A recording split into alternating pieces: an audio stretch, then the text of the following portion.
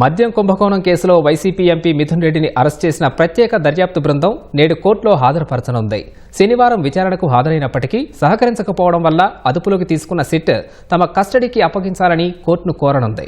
మద్యం కేసులో big boss తరపున దోపిడీకి కుట్ర పన్నడం, మద్యం విధానం అమల్లో ప్రధాన పాత్ర పోషించడం సహా ముడుపుల వసూళ్ల నెట్వర్క్ రూపొందించింది మిథున్ రెడ్డేనని సిట్ ఇప్పటికే ఆధారాలు సేకరించింది.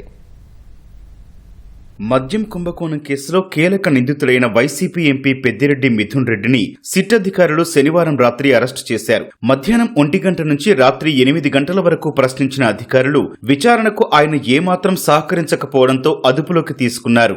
ఈ మేరకు మిథున్ రెడ్డి కుటుంబ సభ్యులకు సమాచారం ఇచ్చారు. వైసీపీ హయాంలో నూతన మద్యం విధానం ముసుగులో ఆ పార్టీ ముఠా సాగించిన దోపిడీకి కుట్ర, అమలుకు ఏర్పాట్లు, ముఠా సభ్యులకు ఎప్పటికప్పుడు దిశానిర్దేశం చేయడంలో మిథున్ రెడ్డిదే మాస్టర్ మైండ్ అని దర్యాప్తులో సిట్ గుర్తించింది. డిస్టిలరీలు, సరఫరా కంపెనీల నుంచి ముడుపుల వసూళ్ల కోసం రాజకేశిరెడ్డితో కలిసి హవాలా నెట్వర్క్ రూపొందించడంలో, వారు వసూలు చేసిన మొత్తాన్ని బిగ్ బాస్ కు చేర్చడంలో ఆయనే కీలక పాత్ర పోషించారని తేల్చింది. పలు డిస్టిలరీలను గుప్పిట్లో పెట్టుకుని సొంత బ్రాండ్ల మద్యం తయారు చేయించి లబ్ధి పొందడమే కాకుండా ముడుపుల సొత్తులో ప్రతి నెల 5 కోట్ల చొప్పున వాటాగా పొందారని దర్యాప్తులో వెల్లడైంది. వీటన్నింటికీ కీలక ఆధారాలు లభ్యం కావడం వల్ల ఆయన్ను అరెస్టు చేసిన అధికారులు ఇవాళ కోర్టులో హాజరుపరచనున్నారు. ఈ కేసులో అరెస్టైన తొలి ప్రజాప్రతినిధి మిథున్ రెడ్డి కాగా ఆయనతో కలిపితే ఈ కేసులో అరెస్టైన నిందితుల సంఖ్య 12కు చేరింది.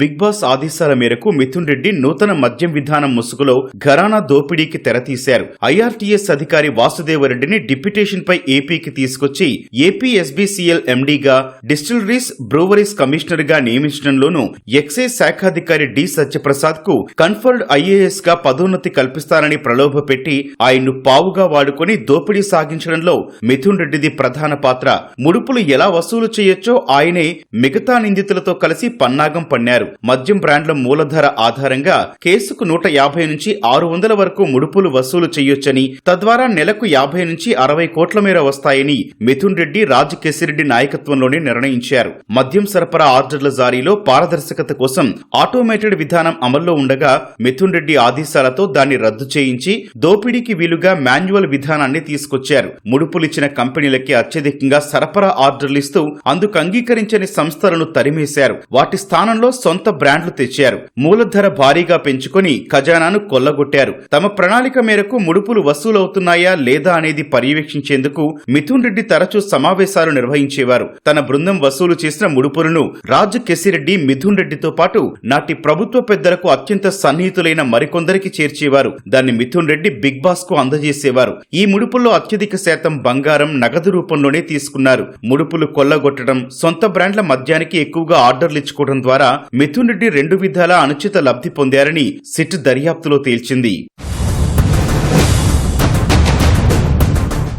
నంద్యాలలోని ఎస్పీవై ఆగ్రో ఇండస్ట్రీస్ వ్యాపార పునరుద్ధరణ, అభివృద్ధి కోసం అరబిందో గ్రూప్ ద్వారా 45 కోట్ల రుణం ఇప్పించారు. ఎంపీ మిథున్ రెడ్డితో పాటు ఈ మద్యం ముఠాలో భాగస్వాములైన వారందరికీ నగదు రూపంలో ముడుపులు చెల్లించాలనేది దీని వెనుక ఉన్న ఒప్పందం. ఇచ్చిన రుణంలో 5 కోట్లను ఎంపీ మిథున్ రెడ్డి ముడుపుల్లో తన వాటాగా తమ కుటుంబీకులు డైరెక్టర్లుగా ఉన్న పిఎల్ఆర్ ప్రాజెక్ట్స్ ప్రైవేట్ లిమిటెడ్ ఖాతాల్లో జమ చేయించుకున్నారు.